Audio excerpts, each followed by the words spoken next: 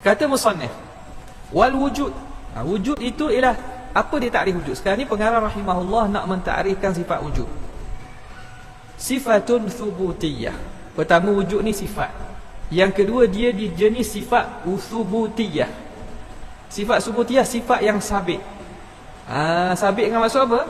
Sifat yang bukan ada wujudnya sehingga dapat kita dapati pada kepanca indera. Subut ni makna ada yang bukan dapat dilihat dan dicapai panca indera. Ada yang betul faham dan reti. Tengok ni. Sini keluar satu istilah, sifat subutiyah. Apa makna subutiyah? Subutiyah ini ialah status kewujudan yang tak sampai tahap ada sungguh.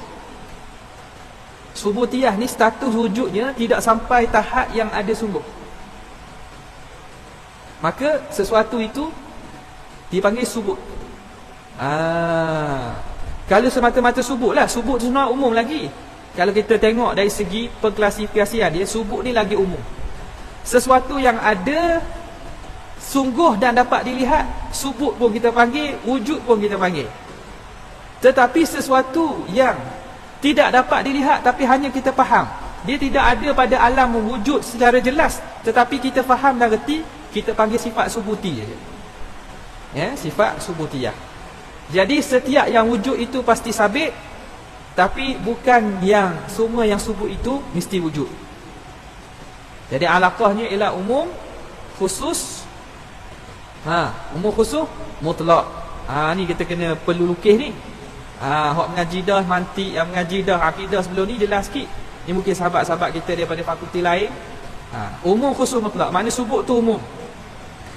Wujud itu dalam subut, maknanya benda yang memang ada pasti. Kita panggil dengan benda itu wujud dan benda itu sabit. Macam ni meja ni benda ada kan? Meja ni ada, masjid ni ada. Itu panggil yang wujud lagi sabit. Ada benda yang sabit saja tapi tak wujud. Sabit tu makna dia ada dan kita faham. Nampak? Dia ada dan kita faham. Kalau dalam bahasa belah kita ni, bahasa tanah Melayu kita ni, kalau Tok Guru Pertama ni dia kata yang sungguh lagi ada. Dia bezakan. Ulama-ulama Melayu kita dia meneliti bahasa Arab dan dia memasangkan dengan istilah yang sesuai dengan bahasa Melayu. Jadi mereka bezakan. Benda subut ni dipanggil sungguh. Benda yang wujud ni dipanggil ada. Jadi contoh kipas tu, kipas besar ni, kipas helikopter ni yang ada dekat atas ni, kipas ada ke tak? Ada. Sungguh tak? Sungguh lah kipas tu. Tak. Sekarang ni bila saya tanya, berpusing kipas tu, berpusing kipas tu ada tak? Berpusing kipas tu ada ke tak? Ada tak? Berpusing kipas itu ada ke tidak? Ada. Jawapannya dah. Tak ada. Berpusing tu tak ada. Tapi sungguh tak? Berpusing kipas sungguh ke tak? Sungguh. Nampak beza. Berpusing kipas tu sungguh ke tak sungguh? Kalau sungguh menawak kalau sungguh tipu Dia pusing tak tu? Dia pusing tak? Pusing tak? Sungguh tak? Sungguh. Ada tak pusing tu? Tak ada. Jadi ada ni dia khusus merujuk pada benda yang mana betul-betul wujudnya itu tidak dapat ada pada kharij.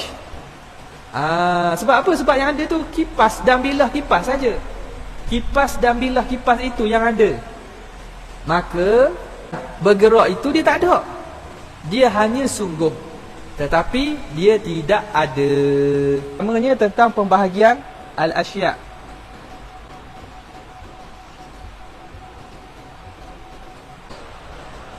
Di sisi ahli kalam, ambil snap lagi share dalam link ke bawah. Okey. Jadi dua benda yang kita fokus hari ni pada masalah istilah.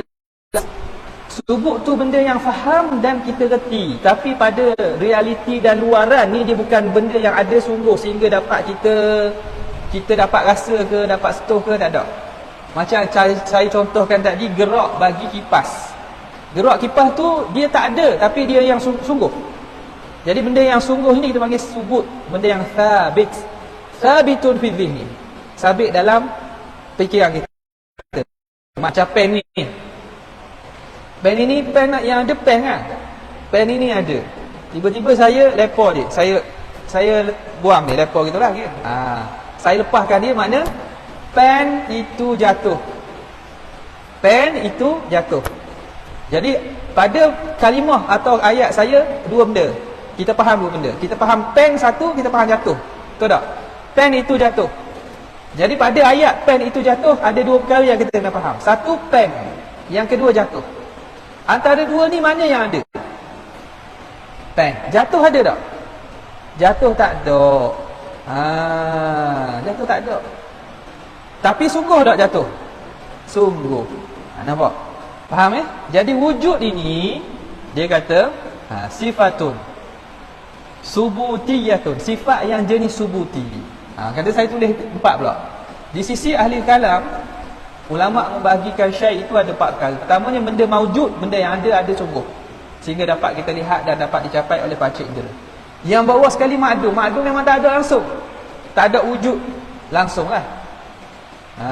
Tak ada wujud langsung. Fil kharij pun tak ada. Lepas tu pada fi nafsil amri pun tak ada. Okey.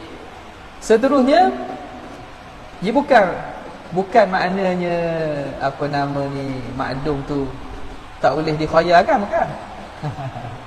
Nampak? Dia benda yang tidak ada wujud pada realiti, tak ada. Ada hakikat, tak ada. Kemudiannya, satu dinamakan amrun i'tibari. Amrun i'tibari macam tadilah, yang hanya kita faham pada akal kita. Berpusing, jatuh. Itu qaul mu'tamad 3. Maujud, ma'dum, amrun i'tibari 3. Sebahagian ulama menambah yang keempat, yang dipanggil sebagai hal. Hal ni duduknya di antara maujud dan ma'dum.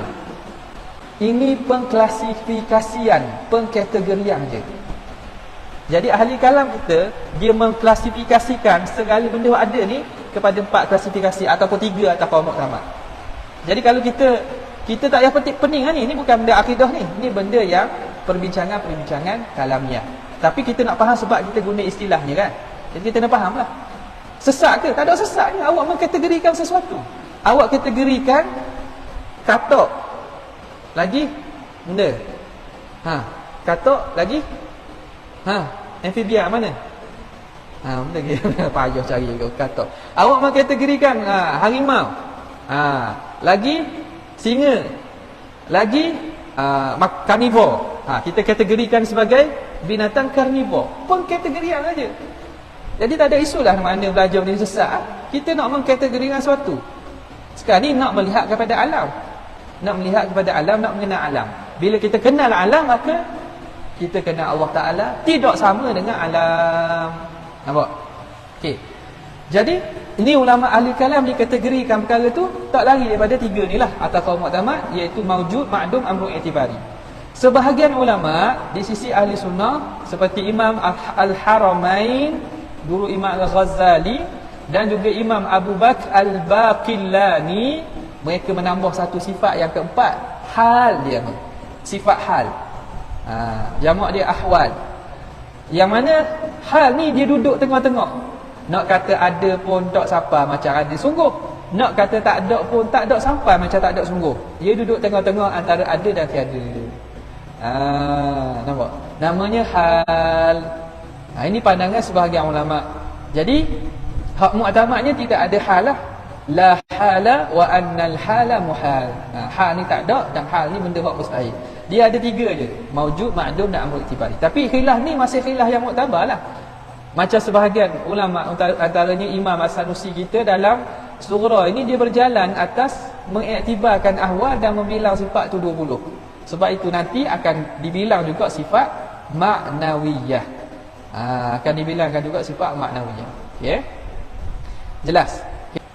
Jadi wujud ini sifatun subutiyatun, sifat yang sabit. Faham situ dia bukan sifat yang jenis ada. Baik, saya tanya semula. Bila kita kata pen ini ada, pen ini ada, apa yang tercerakin daripada ayat tersebut? Apa yang tergambar dalam fikiran? Dua perkara. Pertama pen, yang kedua sifat ada. Betul tak?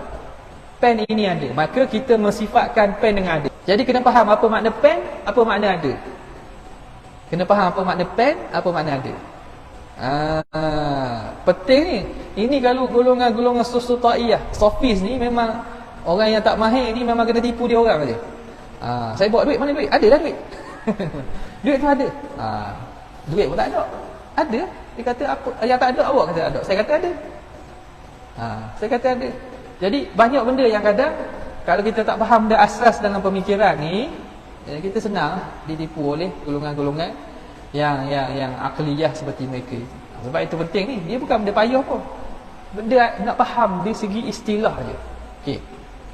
Sekarang ni bila kita kata pen ini ada, maka ada dua perkara yang dalam pemikiran kita. Apa makna pen, apa makna ada. Pen ni makna zat ni lah. Zat yang dengannya menulis. Lepas tu sifat ada. Okey. Ada tu ada tak? Ada tu ada tak? Kan dua benda dia kan? Pen dengan ada. Kan? Pen tu memang ada lah. Sebab dia zat yang berjirim. Okey, ada tu ada tak? Takut lagi. Kenapa takut lagi tu? Sebab kita tak boleh nak pecahkan istilah tu. Kita tak faham betul-betul tu. Kalau kata tak ada kan? Pen ada. Saya bukan tanya pen, saya tanya ada. Faham? Ayat kita tadi, pen ini ada. Pen dengan ada. Mafhum bagi pen, mafhum bagi ada. Okey. Hakikat pen ada tak? Hakikat bagi ada tak? Ada. Jadi ada itu tiada. Bunyi macam tanakut tak tanakut? Ada itu tiada. Ada itu tiada. Mana dia tidak ada sesuatu yang hakikat luarannya wujud. Dah yang ada zat yang bersifat dengan ada. Sebab itu kalau kita cari pen ini ada, kita jumpa saja. Jumpa pen kan? Tak jumpa ada. Ada mana ada? Tak ada. Kecuali dia tulis jenama ADA. Itu lain lah tu. Itu perkataan dia. Faham ya? Jadi ada itu ialah sifat yang mana bila sesuatu zat itu ada, wujud, dapat kita rasa, dapat lihat dan seumpamanya, maka dia bersifat dengan wujud, dia bersifat dengan ada. Baik. Sifatun subutiyatun. Jadi wujud ni sifat subutiyah, sifat yang kita kata sungguh dan reti faham, tapi dia hakikatnya tak ada di luaran. Tidak ada di luaran. Yang ada zat Tuhan lah. La tusafu bil wujudi. Tidak disifatkan ia sifat ini dengan wujud, wala bil adami, dan tidak disifatkan dengan adam. Wujud ni nak kata tak ada pun tak ada, dan nak kata tak ada pun tak boleh kata, nak kata ada pun tak boleh kata. Dia tidak bersifat dengan wujud, dia tidak bersifat dengan adam. Li'annaha, kerana sesungguhnya dia, kerana sifat wujud ni lah, min jumlatil ahwal, daripada himpunan perkara-perkara ahwal, hal. Jadi hal ni yang menengahi antara ada dan tiada. Nak kata ada pun tak boleh, nak kata tak ada pun tak boleh. Jadi wujud ini daripada sifat ahwal. Indal qaili biha, di sisi orang yang berpandangan dengannya, orang yang kata ada hal, maka wujud ini di sisi mereka klasifikasikan, kategorikan di bawah sifat hal. Di bawah sifat hal. Adakah itu mu'tamad? Tak, ini qaul dhaif. Ini qaul dhaif. Pandangan yang kuatnya ialah sifat wujud ini, dia itu amrun, sama ada wujud nafsul mawjud, seperti mana perkataan Imam Abu Hasan Al-Ash'ari, ataupun wujud ini amrun i'tibari. Sebab amrun i'tibari memang kedudukan di bawah. Sebab tu saya susun gitu. Saya tak hal tengok amrun i'tibari memang tak ada, ia hanya reti. Hak kaul mu'tamadnya mengatakan bahawa benda-benda selain pada mawjud dan ma'dum amrun i'tibari. Maka dalam situasi kita ni, dia itu dikira sebagai amrun i'tibari. Hak pengarang sebut ini, itu pandangan dhaif.